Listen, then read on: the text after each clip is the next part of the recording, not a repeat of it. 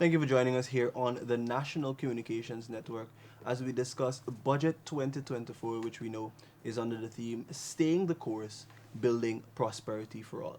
Joining me for this discussion is the Minister of Foreign Affairs and International Cooperation, the Honorable Hugh Todd. Minister Todd, thank you so much for joining me. And thank you for having me. Minister, $1.146 trillion, that is the total of Budget 2024. Share with us your overall thoughts on this year's budget. But first of all, let me begin by picking up on the theme that you've introduced, and that's the theme for the budget 2024. Yeah. When you look at the theme, it speaks squarely to the President's vision for 2030, and we're just about halfway of that. And when you look at the progress we've made since taking office August of 2020, and the commitments that we've made prior to getting into office, and those promises fulfilled, you can see that we're on an upward growth trajectory. So the budget that we have this year is fitting of the growth and prosperity that we've achieved over the last 3 years in office. And that shows that we've been consistent. It shows that we're delivering on our promises. It also shows that the President has a very clear vision and understanding of how to move this economy. And might I add also that when you think about the budget, you have to also be reminded that the President is very focused on ensuring that the policies are influenced by the numbers. So it's no mismatch. It's a carefully thought out agenda that matches the development of this country, and it's done in a very balanced way. So when we talk about prosperity, we're talking about balanced development, and it's always centered around the citizen. And if you look at the message from the Minister of Finance, it talks about treating with the population from conception to old age. So it's very inclusive. No one is excluded from this budget. And it's always centered around the individual, because we believe that if you're going to create prosperity, you have to have balanced development, and you have to have a budget that is centered around the citizenry. Yeah. Minister, you under your purview is foreign affairs and international cooperation. Can you tell us a little bit of, or tell us what the policy focus is and is going to be like in 2024 for your ministry? Well, the President has made it very clear what our foreign policy agenda is. And it's centered around 3 pillars. It's climate security, food security, and energy security. And if you look at those 3 foreign policy priorities, they also feed into our regional priorities and the multilateral priorities. So we are properly placed within the regional and global environment.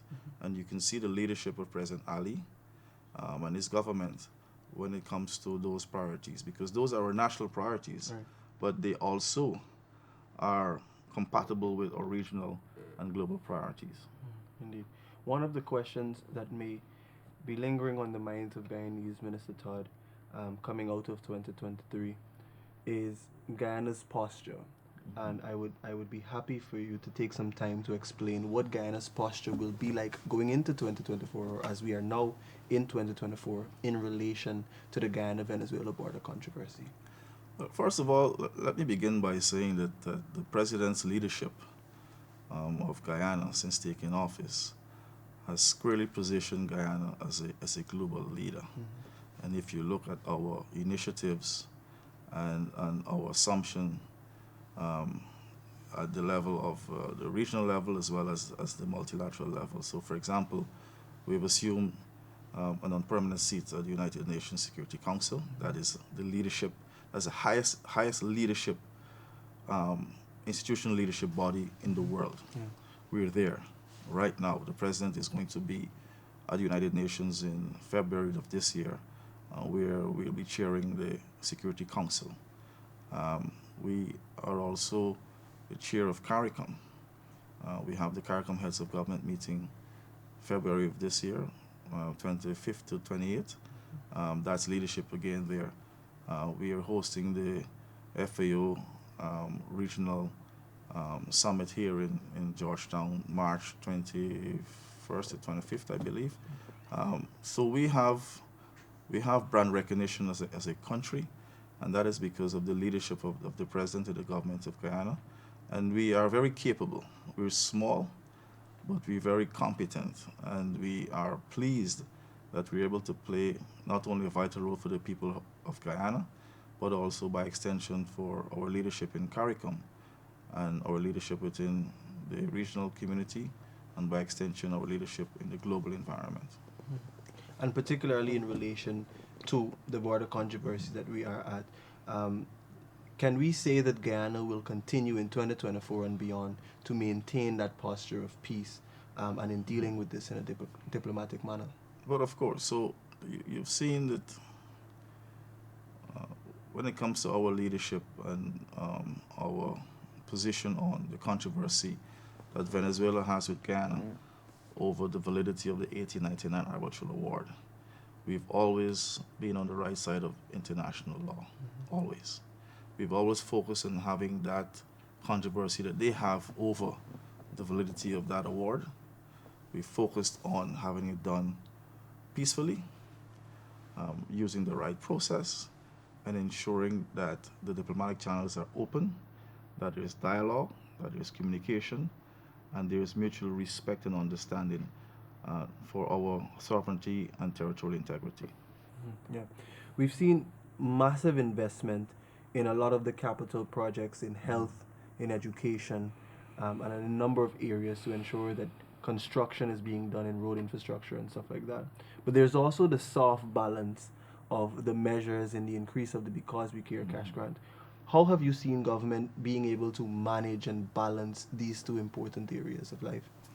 It's understanding governance and understanding how to grow and move an economy. It's very complex because you have to deal with matters of the household, of the community, of a county, and then you have to look at the macro level, the country as a whole. So it's not easy. It's very complex, and you have to be able to be measured. You have to be able to manage expectations, and you have to be able to consult and to ensure that the priorities of the people are your priorities of government. So dealing with governance itself that feeds into how you put together your budget and the resources that you allocate to the budget requires a lot of work, a lot of consultations. It requires a lot of interest and commitment to service. So what we're doing is fulfilling the mandate of the people, serving the people in the best way we can, using the resources available. Of course, resources are always, as economists would well say, the resources are always limited.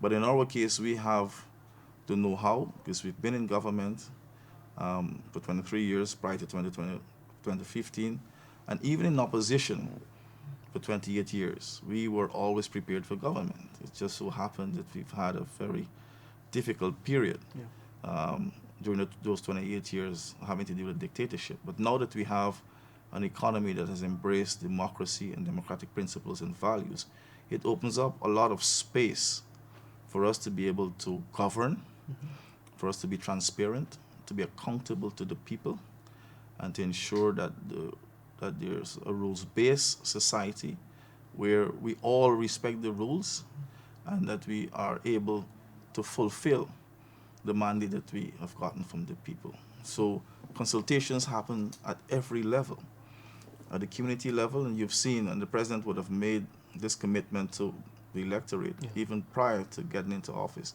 that we will remain on the ground. We will continue to dialogue and to communicate with you and to meet with you in person to ensure that we can connect with you, because the people know what they need more than us. They know what they need. So we have to be able to meet and in some cases exceed their expectations. And we have to do it in a balanced way, because what may be a priority for, let's say, people of Region 10 or a section of persons in Region 10 may not be the priority of someone in Crabwood Creek, Region 6.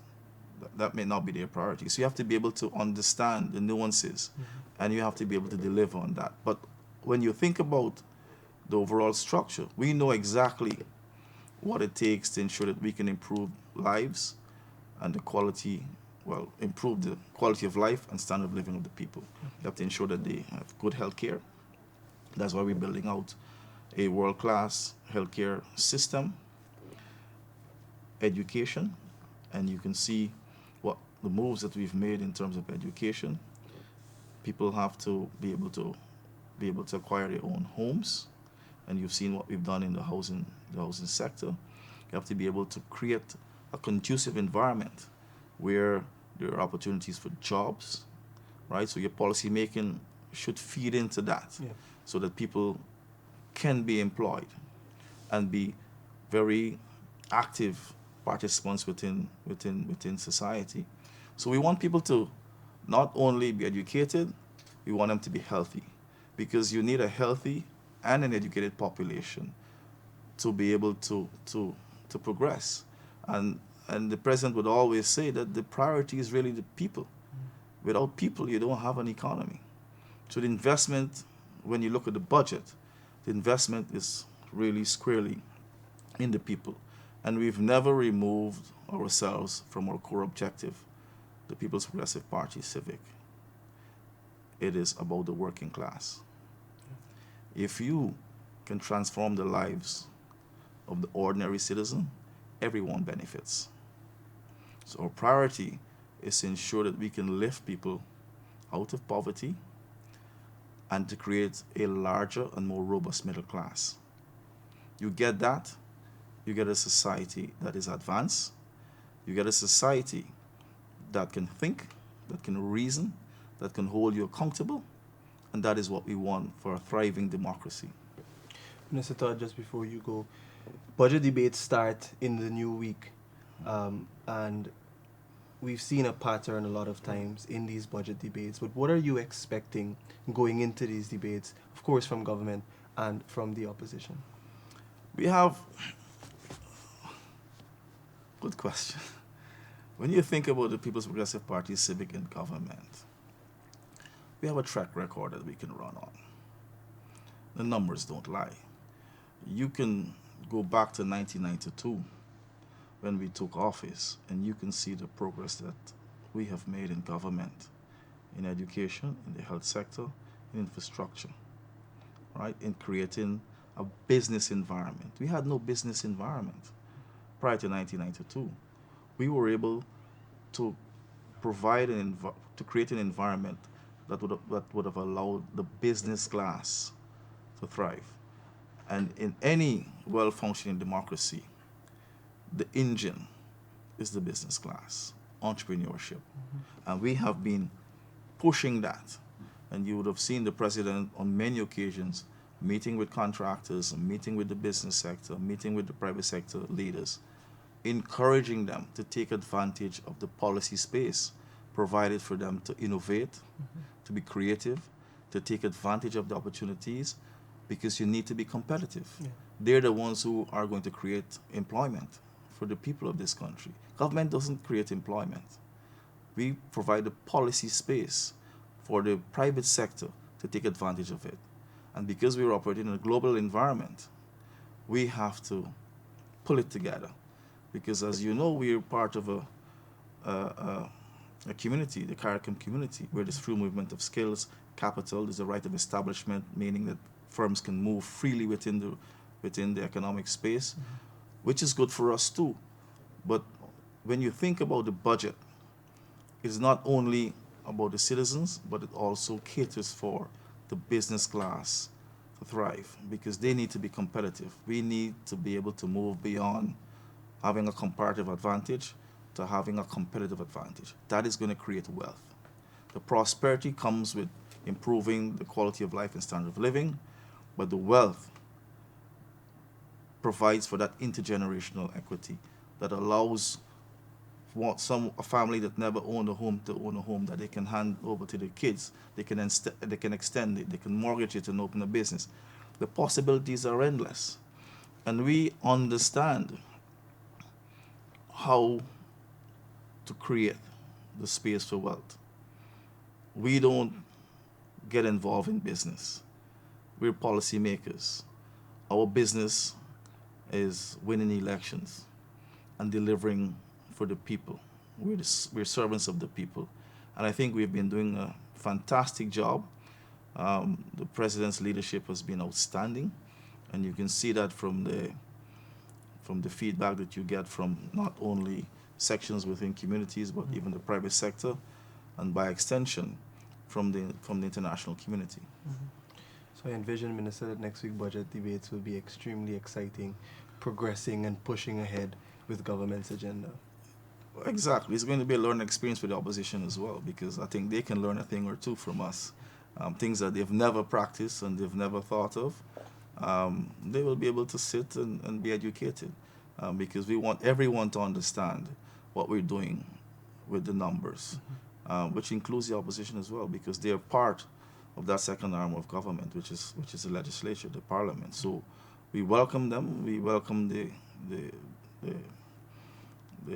healthy, I would imagine, interactions, because this is how we are able to keep the people informed. When they can see both sides of the house engage and articulate, in our case, being the incumbent, we will be able to demonstrate to the people of Guyana and to the opposition the progress we've made, the future of Guyana, because when the president speaks, you will always see the visionary leadership in him. We're not thinking about 2024 and 2025. We're thinking 2030 and beyond. Because the cycle, when you look at the cycle for development, things take some time to come in fruition. So we want to be able to ensure that people are active participants as well. And that is why we are doing so much outreaches, to ensure that the people understand what we're doing.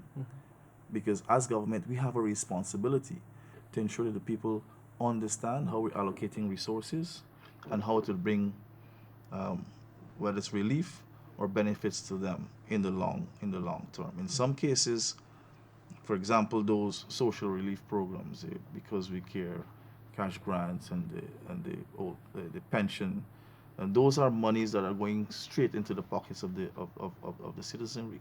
When you think about the threshold being revised upwards to $100,000, that's $100,000 in your pocket.